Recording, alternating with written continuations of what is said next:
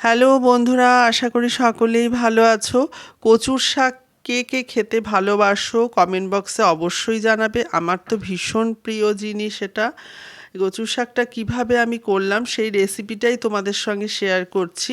কচুর পাতাগুলো ভালো করে প্রথমে ধুয়ে নিতে হবে। ধুয়ে নেবার পর আমি এটা সেদ্ধ করে নেব। আর এদিকে নিয়ে নিয়েছি কাঁচা লঙ্কা, রসুন আর সর্ষা নিচ্ছি 2 চামচ মতন, পোস্ত নেব 2 চামচ মতন। একটু জলে এটাকে প্রথমে ভিজিয়ে রাখবো।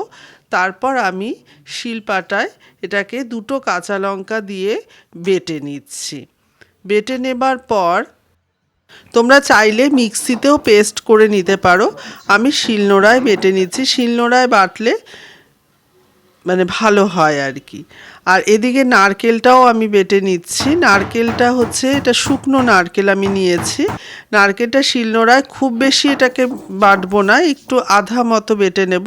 আর পাতাগুলো এদিকে আমি কুচিয়ে নিচ্ছি। পাতাগুলো কুচো করে নিয়ে তারপর আমি সেদ্ধ করে নিচ্ছি জলে।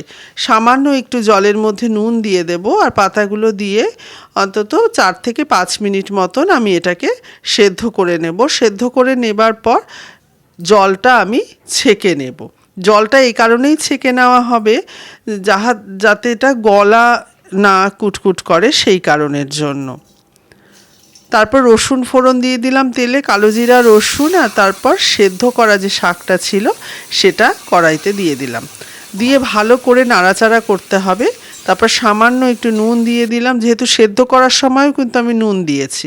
নুন, হলুদ দিয়ে যে নারকেলটা ছিল সেটাও দিলাম।